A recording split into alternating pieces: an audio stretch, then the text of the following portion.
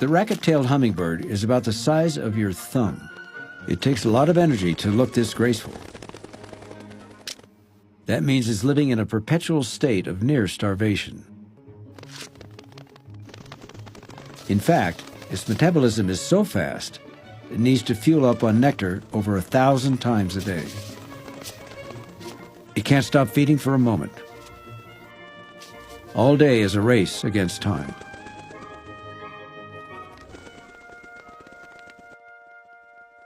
The racket-tail isn't the only one hunting for nectar in the forest flowers.